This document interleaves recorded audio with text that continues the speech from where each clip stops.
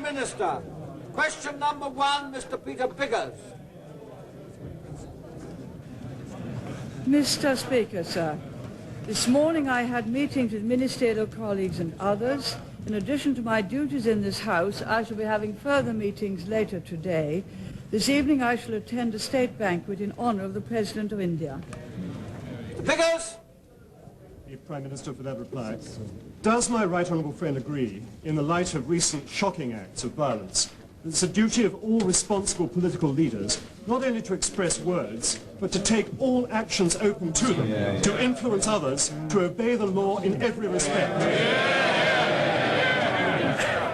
Yes, Mr. Speaker, I agree with my honourable friend. No one is above the law. We all have to obey it.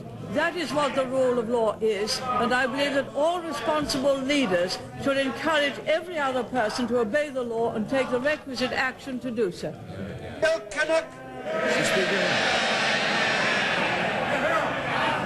Mr. Speaker, is it not obvious to anyone who has observed the Prime Minister in recent days that she was rightly horrified by the injuries done to the public, to the police and to property last Saturday?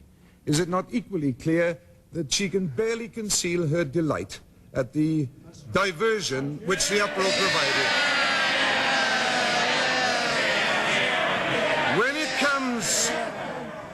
When it comes Order. extremists, Mr. Speaker, the difference is this: I fight them, the Prime Minister needs them. Right honourable gentleman is talking nonsense on both counts. Yes, I was deeply concerned at the scenes, and deeply concerned that this is not the first time. Deeply concerned that this is not the first time that the police have been injured in upholding the rights of ordinary citizens. During the coal dispute, 1,392 police were injured. At Wapping, 572 police were injured. Perhaps he would remember, before he makes the accusations he does, the scenes outside Grunwick, the Stockport Messenger at Warwick and at Wapping, and the scenes too which we saw last week, which we all condemned. Speaker, the Prime Minister exposes herself even more. By dredging through all those past acts, she demonstrates exactly the truth of what I said earlier. Those who affect to despise her policies most give the greatest comfort to the Right Honourable Lady, but she derives that comfort and she encourages further uproar. Nonsense, Mr. Speaker. The Right Honourable Gentleman is trying far too hard and not succeeding. Does he condemn the 28 or 30 members on his own side who seek to break the law? What does he say to people who throughout the years in the Labour Party have not always said it was necessary to obey the law? The Honourable Gentleman, the member for Kingston on Hull, speaking on rate capping. Rate capping. In the local authorities situation, do you obey the law or not obey the law? We don't have any firm principles in the party, the Labour Party, of how we might deal with the problem. Mr. Sow!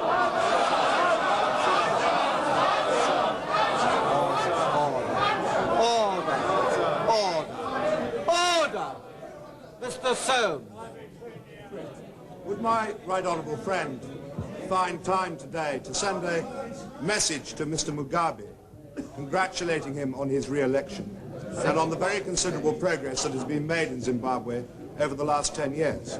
But would she also express to Mr. Mugabe the very great concern of a number of people in this country at the prospect of Zimbabwe sliding into a one-party state? And would she urge Mr. Mugabe to re-adopt the principles of the Lancaster House Agreement, which have so honourably served Zimbabwe over the last 10 years? Mr. Speaker, yes, of course we congratulate President Mugabe. As my honourable friend points out, the principles on which this election were fought were very different from the principles in the Lancaster House Constitutional Agreement. But Mr. Mugabe did uphold it during the appointed time for the entrenched clauses. I agree with my honourable friend, it is very different when you have a one-party state. And obviously those are the things of which he's thinking of. May I also point out that we do help considerably in Zimbabwe with our own armed forces training those of the Zimbabwean armed forces and also the Mozambique armed forces to fight terrorism in that country. Terry Patchett. Number 2. The honourable gentleman to reply which I gave some moments ago. Mr. Speaker, in the hope that the lady is better briefed today than she was last Thursday, can she now explain to the House why 42,000 student nurses on low income should be subjected to full rate of poll tax?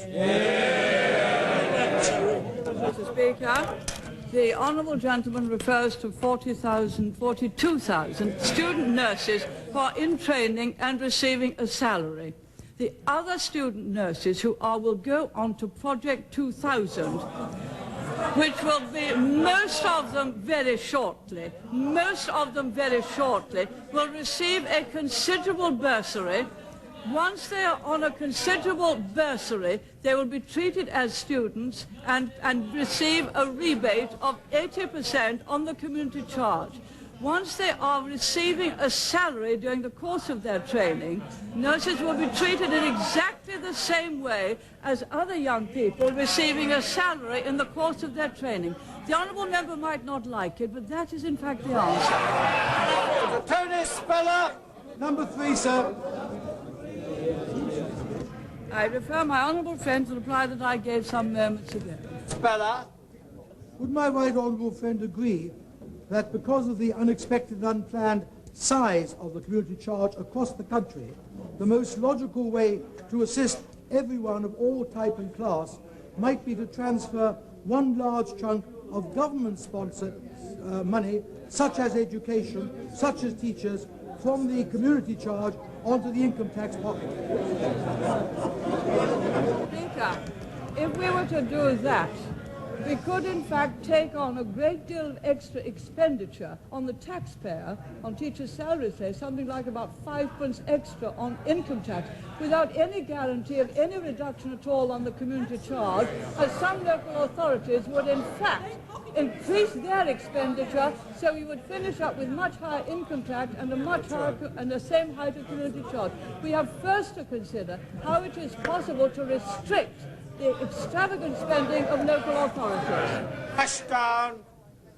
The Prime Minister realised that on the crucial question of Britain's full membership of the European monetary system, she now risks the same deadly uncertainty over government policy has cost her a Chancellor of the Exchequer and Britain a plummeting pound and high inflation only a few months ago. Does she really disagree with her own Governor of the Bank of England and her own Chancellor of the Exchequer, both of whom have recently said that the only obstacle which prevents Britain joining the exchange rate mechanism will be removed once high inflation is turned? Mr. Speaker, my right honourable friend has made it clear that we stand by the Madrid conditions. He can read those. They have been given in Parliament many, many times. First it is that there is no hindrance on the free movement of capital around the community. There still remain some hindrances. Italy has not removed all of her controls on it, and also that we have clear freedom of movement for financial services. Further, that in fact we carry out stage 1 of the Delors report, and that in fact we get our inflation down about to the middle of the European community. When those conditions are fulfilled, we shall join. Progress has been made, considerable progress, insofar as other members of the community are now following our example, which we completed years ago, of getting rid of many of the controls on movement of capital. To John Butterfield. Number 4. I refer my honourable friend to the reply which I gave some moments ago. Butterfield. My right honourable friend joined with me in condemning the statement by Mr. Andy Murphy on BBC television when he said that as leader of the punk anarchist group Class War, those who attacked the police on Saturday were justified in doing so, and that they were working class heroes. And would you share my concern that he's apparently employed by the London Borough of Hackney as a finance officer? Doesn't she think that he ought to be dismissed? Mr. Speaker, I think that most people all decent people in this country would find any such remark utterly repugnant, and that all decent people in this country would support the police in their arduous task when they're found in the front line. Anyone who makes a remark such as that should have nothing to do with the democratic process, because he's flatly against it. So Dennis Skinner. I refer the honourable gentleman to the reply which I gave some moments ago. The Prime Minister aware that in 1979 the cost to the taxpayer of running Downing Street was £1.25 million.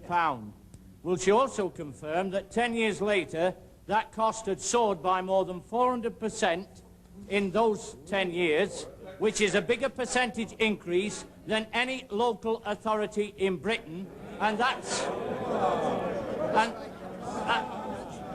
not including the cost for the gates.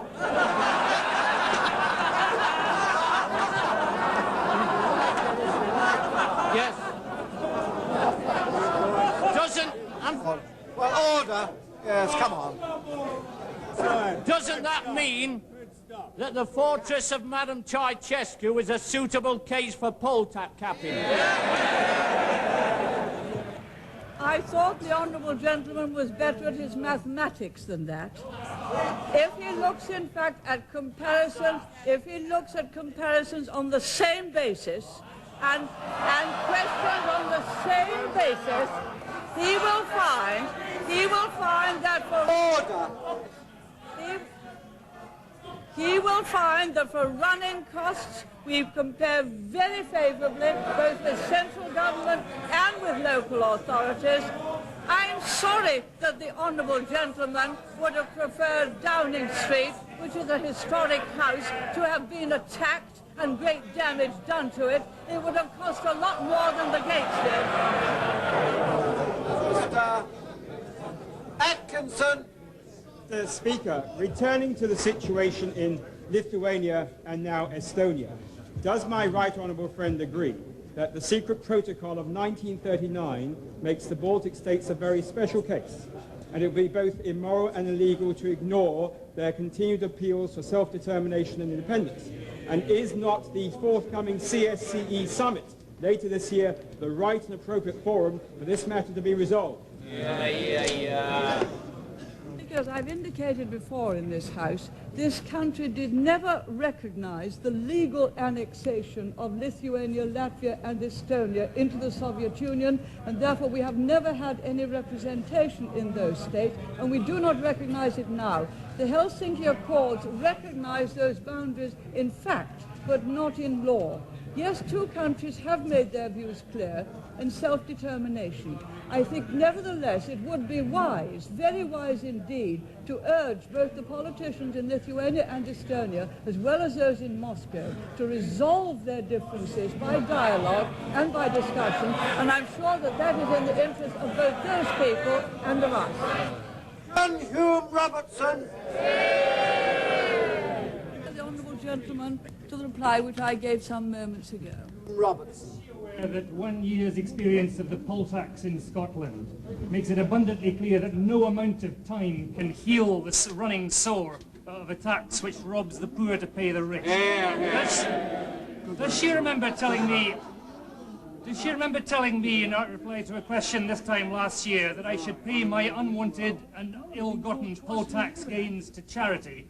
What is she going to do with the £1,500 that she is going to gain at the expense of the long-suffering people of London? Mr. Speaker, I now pay community charge in two places, and the honourable member may take it from me that I shall continue to be generous with monies which I have.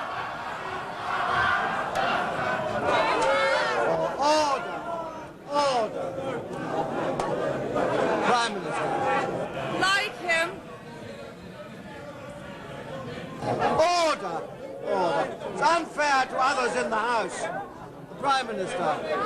Like him.